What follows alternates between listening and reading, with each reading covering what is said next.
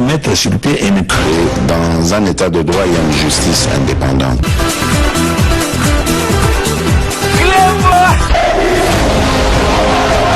Ce n'est pas pour rien qu'il faut des causes.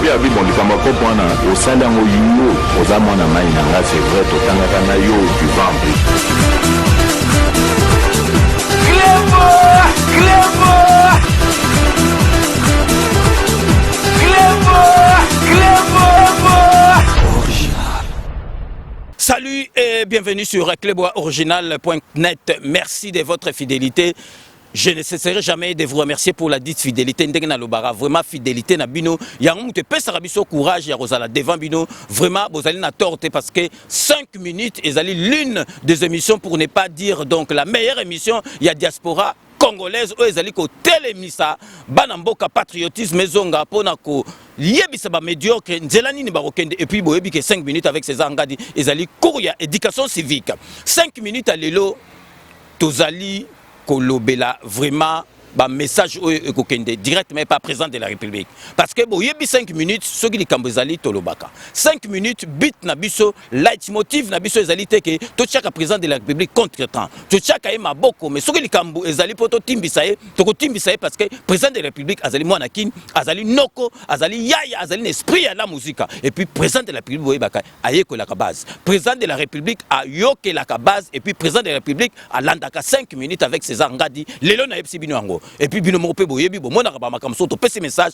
izongi la rabiso na ndenga bien. Donc les lotos zali koloba président de la République nzambe azali simanayo armée azali simanayo peuple azali simanayo. Donc président de la République au moni batuana FCC ndengi tolobaka kaka batuana balingi yote pe bakolingaka yote.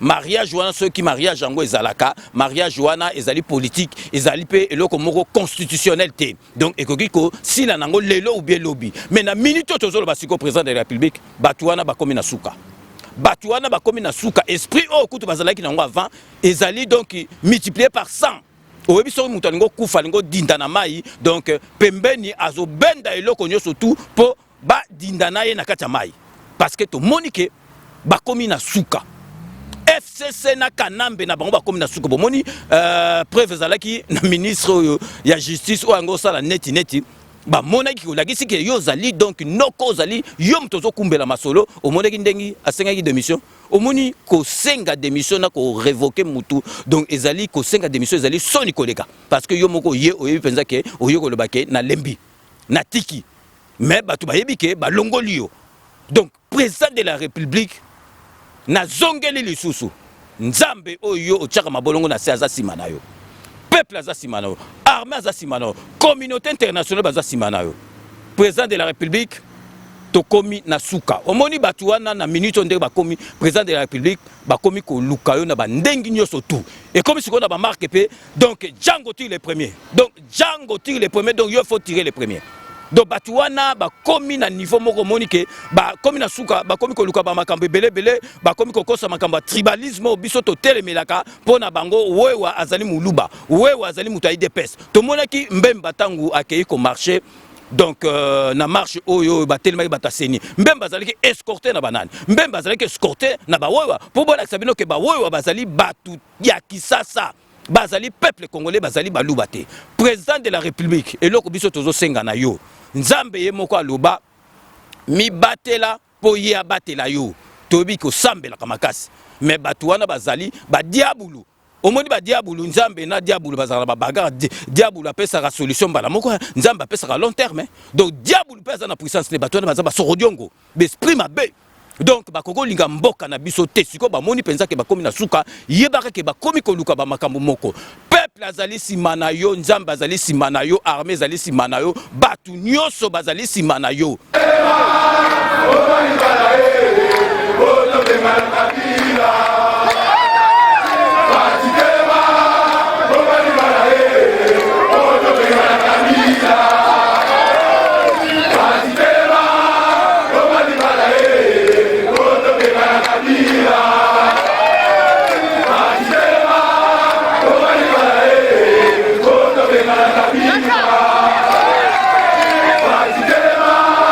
président de la République Fachi Béton président na biso peuple azoko mona nzela tozali kokende. Donc tokende musika lisusu te. Tokende musika lisusu te. To sila na bango donc na minute to sila na peuple a sepela to vanda calme. Yo moko yebi président de la République yo moko yebi. Ba boule nyo surtout za nango pona mboka ya le peuple d'abord bango bazali na le peuple d'abord te bango ezali na le ventre d'abord. Donc boule ba oyo zali nango eza compatible na bango te. Donc bango ba kolinga te ba boule wana salama. Tala kaka Kamere, au peut que confiance, tala Kamere masola sali. Tala Kamere masola sali, c'est quoi bandoko mona ke yé asali na l'autre côté, yom tozali na faute. Donc président de la République, to sengi na yo vraiment président de la République, c'est plus ça. Banamboka, c'est plus ça peuple na ondengo so. Au moni ke bato côté net makambo ya tunda o et matisi sous bato degré et matisi bato sous patriotisme et cotiser lengi. Donc série otoza nango ya bilengi, to continuer na bilengi président de la République. Batuwana tokoki jamais kozala na confiance na bango. Batuwana balingi yote. Batuwana talaka kasoto bandiko tanga ba makambo basala pona soki nzambe te. Mais le président lem susu oza au côté ba contre-état. Talaka makambo avion. Talaka makambo ba coup d'état. Talaka makambo ba poison. Président de la République donc et comme il sonde tolbi Django ti les premiers djoucha au kitisi bango donc masole sili parce que mutu moko kutoro côté la bango azate. Président puis au monengi ndeko sala kanambe. Asengaki ba audience asengaki ba audience au côté l'esprit vive la musique ali tout au lieu royate parce que président liboso to bando comprendre que donc il fallait vendre sa makam. L'expérience s'acquiert en travaillant.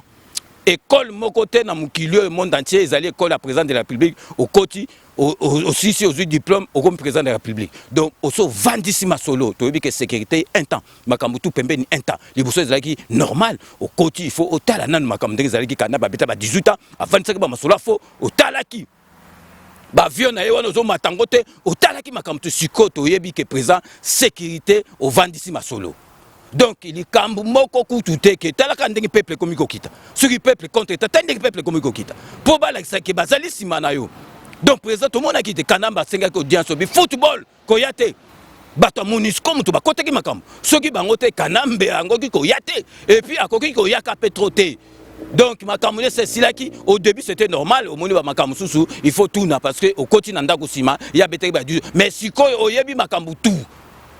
Na yebi que chika qui présente à la rate l'expérience s'acquiert en travaillant sur au yebi ma solo tout au vendisi tempo donc kanambe football. Donc avant de continuer, to marquer une pause rendez-vous des patriotes et ça tous les samedis de 14h à 16h na site Nabino. Donc ce samedi donc azali qui réclamait et puis est tombé bientôt ça ba vraiment ba question belé ya retour na ye azali présent ya APK donc très proche il y a Moïse Katumbi Evariste Omana Ochudi donc hier à Rosana Biso samedi oyo de 14h à 16h bolanda bande annonce. Il a été réclamé par bon nombre de téléspectateurs. C'est la raison pour laquelle il est de nouveau mon invité dans votre émission Rendez-vous de Patriotes de ce samedi 18 juillet 2020 de 14h à 16h. Bonjour, bonsoir, peuple congolais. C'est votre frère, M. Evariste Omana Ochudi. Nous sommes invités avec l'APK à l'émission 5 minutes avec le Patriote de César Ngadi. C'est samedi 18 dans une émission téléphone ouverte de 14h à 16h. Monsieur Evariste Omana Ochudi, président de l'APK, très proche de Moïse Katumbi, sera mon invité dans Rendez-vous de Patriotes ce samedi 18 juillet de 14h à 16h. Nous ferons le point de l'actualité politique de notre pays qui est d'ailleurs très fourni et nous en profiterons pour lui poser des questions concernant Moïse Katumbi. Pourquoi Moïse Katumbi n'a pas participé à la marche de la Mouka de la dernière fois? Est-il vrai que Moïse Katumbi sera le prochain Premier ministre de la République démocratique du Congo? Toutes ces questions auront leurs réponses avec notre invité Evariste Omana Ochudi, très proche de Moïse Katumbi. 2 heures diront, on sera avec vous pour justement parler de la marche du 13 juillet 2020 qui s'est passé sur toute l'étendue de la République, à Kinshasa et partout ailleurs, sauf qu'au niveau de Lubumbashi, le président Katumbi a jugé utile de pouvoir annuler. Nous allons connaître la cause, pourquoi il a annulé. La marche a été bel et bien convoquée, le peuple a répondu présent, le programme a été arrêté, mais à la dernière minute, le président Katumbi a décidé d'épargner son peuple au carnage et la marche a été annulée. Nous sommes donc convoqués dans cette émission pour aller expliquer les raisons de manière claire et précise. Evariste Omana Ochudi akozala invité nanga ya samedi oyo na émission na bino Rendez-vous des Patriotes de 14h à 16h. Na sengi na bino bo benga bo poser ba question na bino na Evariste Omana Ochudi na numéro 01 48 20 12 24 na 07 53 36 38 09.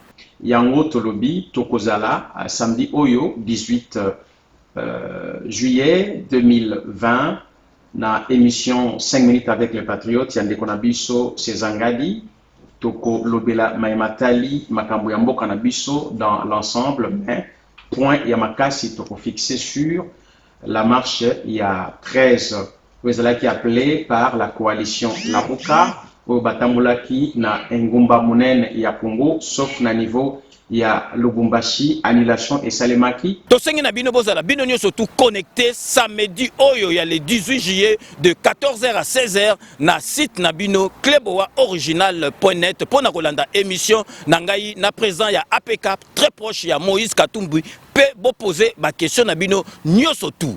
Alors toko zala elongo na bino bo benga bongo toyeba kopesa bino biyano na makambo nyonso topesi bino rendez-vous toko zala wana APK Lamuka France CP et Ensemble pour la République, il y a Europe Mouvement Diaspora et Kozala Elongo Nabino, Yango Ngayo Abino, M. Evariste Omana Ochudi, Topesibino, rendez-vous, Mutumoko Azangate.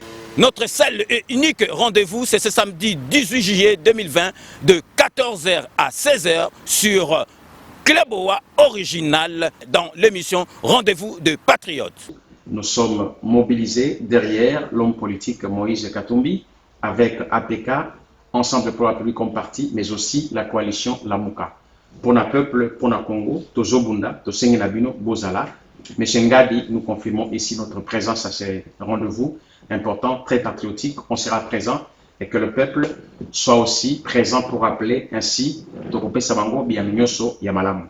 Na Sengi Nabino, bo benga, bo poser ba question na bino na Evariste Omana Ochudi na numéro 01 48 20 12 24 na 07 53 36 38 09.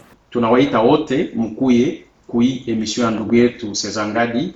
Tutakuwa pale siku ya posho le 18 ya mwa hii kuhusu mambo ya Jamhuri ya Kongo. Tutaongea mambo mingi sana, ila tutajikalisha wakati mrefu mambo ya kutembea ilipita tarehe 13 mwezi wa 7 tuko namna gani Lamuka iliweza kutembea Jamhuri ya Kongo nzima, lakini Lubumbashi pale wetu ndugu kamarad Moïse Katumbi aliweza kuanile ile marche. Tutaongea kuhusu ile mambo na kumpatia majibu yote. Njoo kwa maana tunaomba mkuwe wengi bampangi bana mboka boya ebele bongo toba kosola makambo wana na émission ya ndeko na biso Sezanga de 5 minutes avec les patriotes. Ngai wabino M. Evariste Omana Ochudi, président national à APK. Merci beaucoup. Bobo sanate ndengi na yebisaka bino kake Kanambe akozwa masolo na mbunchu pe na dikosi abu pia. Donc boyitolanda donc rendez-vous ezali moko samedi de 14h à 16h donc na rendez-vous des patriotes en direct sur Kleboa Original. Donc binomo boyebi donc Evariste Omana Ochudi akozala wana ako répondre na ba question nyoso tout otolobi peuple congolais tozalaka na ba argument totika kaka habitude ya kofingaka. Evariste Omana Ochudi azali proche à Moïse Katumbi donc a répondre na ba question nyoso tout botika makambo ya kofinga bo poser ba question na bino président de la République de cause ça démocratie état de droit donc tozalaka na ba argument. Donc rendez-vous na Pesibino ce samedi 18 juillet 2020 de 14h à 16h rendez-vous des patriotes. Donc tozongeli sou makambo to bandoro loba parce que le tozala ba méchant ko sakalate parce que président de la République na biso soki likamboza tozomona unité il faut to loba parce que batumusu bakatara César Ngadi Dialé le soki Félix Antoine Tshisekedi asali mabe Félix Antoine Tshisekedi banda kota na koyesa bino mabe moko asali ezate makambo nyoso to ezo salama ya contretemps ezalaki il fallait salama ndengo n'importe qui comme présent alingoro ya wana ngoza ka ndengi wana de présence ali no lokota mais soki misik to lobelaka neti siko président de la République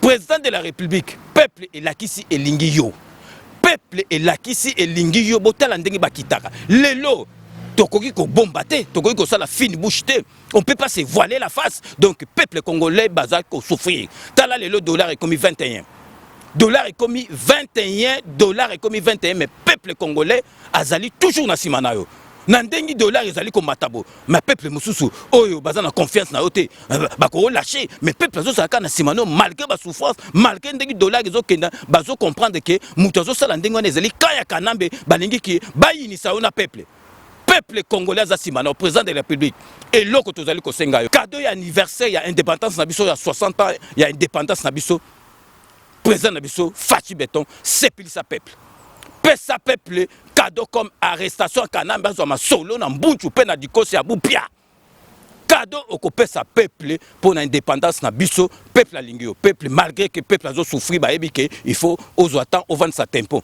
peuple azali patient parce que azana confiance na yo pesa peuple cadeau kangisa kanambe donc kanamba zo ma solo na mbunchu pe na dikosi totala batune wana soki bazotia susu monoko totala batune wana soki bazotia susu monoko donc vraiment tolingai to beta c'était cadeau yangwana Félix Antoine Tshisekedi président na biso au groupe sa peuple alingi yo nzamba alingi yo armée alingi yo batutu balingi yo tisiko peuple azali ko lembate malgré souffrance azali ko comprendre que pas ces eaux te pas na yote yo zali na boule ya kobongsa mboka ba contre tes eaux pas batwana bon siko batwana donc il faut aussi la na bango batwana il faut que sila na bango donc to sila na bango peuple pesi cadeau kanambe bakangie donc to marqué na nous pose tozali ko laksa bino donc boyebi ke Adi Londolé le célèbre beau comme un dieu azali na kati ya masolo donc azongi na vitesse moko ko sakanate botala bande annonce donc tozali ko senga na bino bo s'abonner na Adi Loba TV ya Adi Londolé ensuite bokomona donc le grand réalisateur ya Lolo Choami azala rappel na site nae donc ya Lolo pe azosenga bino donc bo s'abonner na ya Lolo Choami TV donc bolanda ba bande annonce mibale. Voilà, chers amis, je vous demande de vous abonner massivement sur Adi Loba TV. Venez me rejoindre, venez me retrouver sur Adi Loba TV. Aïe! Boya Ebele, Bokoto, na Adi Loba TV. Aïe! Vous aurez tout, vous serez servi, vous ne serez pas dessus. C'est vrai que ça fait un bon moment, tout le monde a une sous-tête sololité. Na lobi nabino, Boya, Bokoto, na Adi Loba TV. Aïe! Dans Zelabino, rendez-vous dans ce moko Adi Loba TV. Abonnez-vous massivement. Rendez-vous dans Ngai Nabino Nangai et Zana Adi Loba TV. Je vous attends, vous ne serez pas dessus. Adi Loba TV, aïe! Adi Loba. Toko Loba na Adi Loba TV. N'hésitez pas, vous ne serez pas dessus. Adi Loba TV, aïe! Venez nombreux, non, Zelabino. Adi Loba TV, aïe! Boya, je vous demande de vous abonner massivement sur Adi Loba TV. Adi Loba TV et au Pesabino Basango Nyonso. De manière générale, Bozala informé, analyse, émission, interview, reportage. Vous serez servi na Adi Loba TV. Adi Loba TV, aïe! Rendez-vous na bino nangai bokoto Adi Loba TV. Adi Londolé le célèbre beau comme un dieu. Ah, c'est la bino. Monanga Innocent Choami ya Lolo Christophe. Soki olinga kangai. Soki pe olinga no ngai te. Kotaka na YouTube beta ya Lolo Choami TV. Ya Lolo Choami TV. Cliquez na s'abonner. Pardon. O s'abonner na ya Lolo Choami TV. Et o salanga bien. Et o salanga elengi. O salisangai. Ya Lolo Choami TV. Na lingina mona bino ebele. Wana posa otala théâtre. Olingo yeba actualité ya mboka. Wana posa oyeba makamba musique. Kota na ya Lolo Choami TV.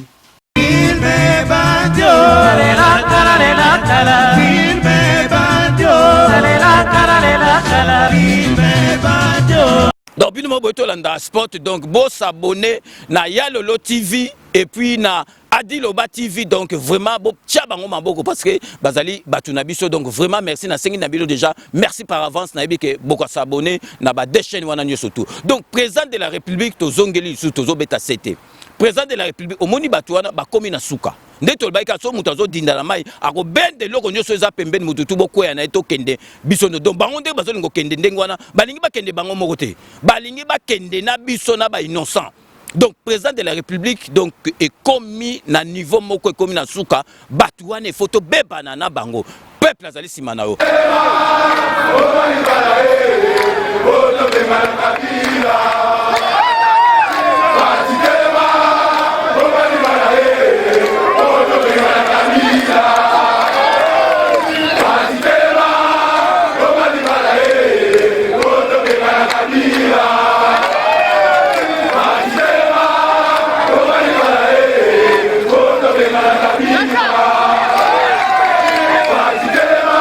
Nzamba zali simano, armée zali simana yo. Eloko moko susu oyo ko bangisa te sikoyo tokomi na 1 an de jours sur l'excès 1 an dissolution talaka batuana ba makamzo bandosa talana nous donc tunda wana penza se permettre alobake yeme azana olakisi ke yo mtoza yeme et puis talaka de quelle audace. Donc conseil des ministres landi aniga se connecter. Alinga do azomona yo donc yo ndiko zalaki mbende donc en tout cas na se plaindre ngo bimisake Joe déconnecte-toi. Déconnecte-toi au tutoyer qui écoute vire accueillir amoni masola teki monoko au moniteur akeki kuna ke remercier natanga ke ndoko déposer démission est-ce que a remercier qui yeme ina a remercier Kanambe akokoki ku douter parce que amoni ke Kanambe biso yo soluke nga masolo nga mona za na ben frakata awa ya CPI ozokondo tanga kombo nga na buzoba au monde ka sukaki au monde osukaki peuple ya CPI président na biso kende na makambo wana tina suka batu wana bazali ko luka yo ndeke bazabo soki faut pas mais toyebi ke ekosimba te mais CPI sa peuple na 60 ans indépendance donc ba mrenge penza donc Kanambe ba liaye penza donc Kanambe penza asuka wana peuple penza ako sepela ezali cadeau européen sa peuple na yo parce que toyebi ke yo lingara peuple na yo pe elingi donc partenariat oblige, nous allons marquer une courte pause publicitaire. Bolanda, partenaire Nabiso, donc Romain Ilunga, les grands traiteurs, na CPLA TV, décodeur, il y a Banamboka Yamouké, au China Poche, au Tamboli, place tout Internet, et allez au branché. Donc restez connectés sur cleboaoriginal.net. À tout de suite.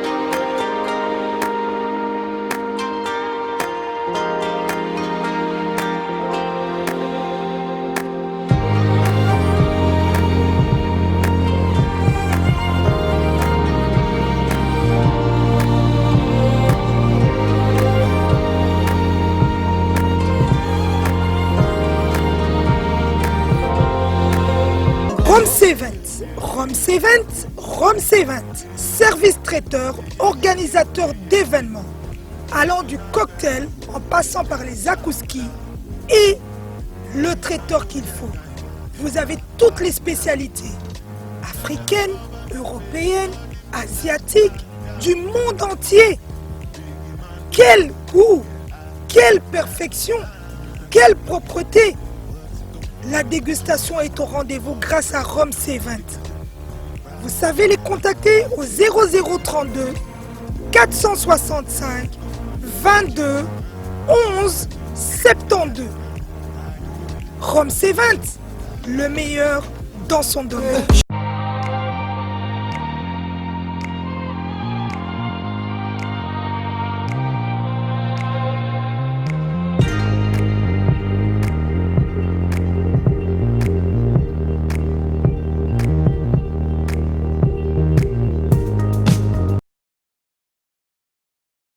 CPLA TV et yena makambu ya sika lisusu. O ba chaîne ya France eza na kati. Ba chaîne ya Congo eza na kati. Ba chaîne ya Londres eza na kati. O ngomona makambu ya politique ya sika. O parti AA eza na kati. O parti BB. O CFAIO eza na kati. Ya CPLA TV. bouquet comme ya muke boye otie na poche voyager nango keno partout lingi na bouquet no Sepela TV même biso ndenge ozomema biso wana 4K machine madaka daka Sepela TV. Bienvenue dans le monde de Sepela TV. Sepela TV est le décodeur qui vous permet de suivre les chaînes du Congo en direct de la diaspora. Donc Bino Boto Landa wana baza ba partenaire na biso éternel donc il y a club original donc Bazali Banamboka yangona biso na 5 minutes totindaka consommons congolais biloka Banamboka il faut ezala na priorité. Donc sikoyo avant to sukisa émission na biso tozali ko betaka c'était président de la République. Nzambe alingi yo Nzambe soka alingi yo eloko moko so ya contre-tenté mais tolobi ke Nzambe alobaka mi batela poye pa batela yo. Armée lingio peuple et lingio ezola qui s'apenza que malgré ba passion bazomona mikolo ba yebi ke passionné zoita na bato FCC. Donc président de la République to sengi na yo pona cadeau ya 60 ans o ya indépendance kanambe akangama kanambe azwa masolo na mbuchu pe na dikosi okomona batune wana nyoso tout donc bako limwa tokobando kanga bango moko donc peuple congolais to monaki déjà que yo déjà na kanambe comme côté esprit parce que kanambe senga ya kuta na yo boyaki oboyaki donc o kotise l'esprit la musique olobinga na zana makola okoze na ote to koze te parce que ndeto yubibo l'expérience s'acquiert en travaillant.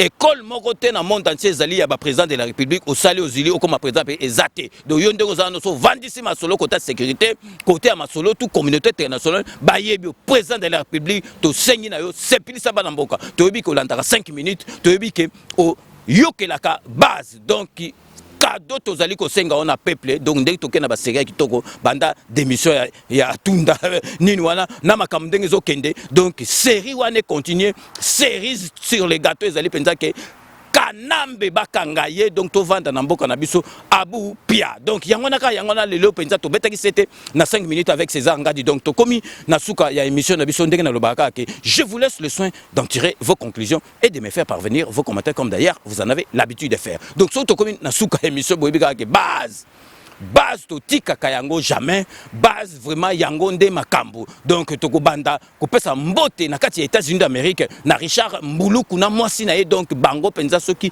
5 minutes koti mbala moko ba panzaka yango donc vraiment et panzana d'une façon virale donc grâce à Richard Mbuluku donc na mwasi na ye donc merci beaucoup kuna nesika bozaine États-Unis d'Amérique to keina kati ya Tunisie pona ko pesa donc la petite sœur propre Linda Pemba donc avant de la rapenza masola 5 minutes à sala staff munene kuna il y a 5 minutes vraiment merci à trop na nyo surtout au sala rapport na 5 minutes avec ces anga to keina kati ya Melun pona ko pesa donc Dieu donné Wembo donc merci à trop na fidélité non na 5 minutes avec César Ngadi toujours na kati ya Melun tozali ko pesa mbote na petit na biso Gigi Chibangu merci à trop na nyo surtout au sala rapport na 5 minutes avec César Ngadi donc sikoto kei na kati ya London City boyebika ke London City ya ngonde makambu London City to bossa na rangote José Kana Kikakamene maître Wera Mukuna maître Raja Moule donc bangonde basimbi makambu vraiment il y a 5 minutes avec César Ngadi donc on a kati ya Paris tozali ko pesa mbote na Belulu Vadio akuna matata donc tokosukisa na kati ya Noisy les Grands pour na repesa il fait partie de notre bureau mais il fait partie de notre bureau mais Stéphane Jocol je suis ravi je suis ravi et radieux Stéphane Jocol le bureau doit fonctionner comme tel le bureau doit fonctionner à merveille. En tout cas, Stéphane Jocol, merci Nanyo surtout au Salarapo, na 5 minutes avec César Ngadi. Donc, c'est ainsi que s'achève ces 5 minutes avec César Ngadi. Merci de l'avoir suivi. Nous allons nous retrouver avec grand plaisir dans 24 heures pour un nouveau numéro. D'ici là, portez-vous bien et à très bientôt. N'oubliez pas, tout le monde est d'accord. Et il en restera ainsi pendant longtemps. Kanambe mikolo komi akotanga. Botuna yesoga zola la malam mikolo komi akotanga arozwa masolo na mbuchu pena dikosi abu pia to vandi na mboka na biso tranquille. À très bientôt.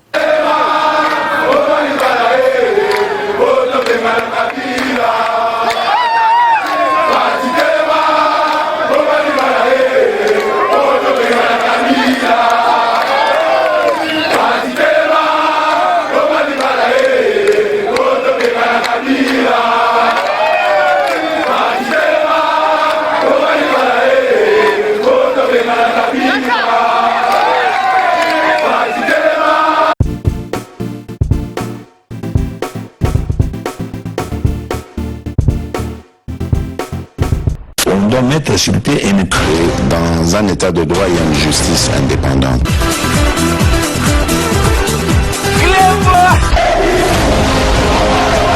Ce n'est pas pour rien qu'il faut des conseils. C'est vrai,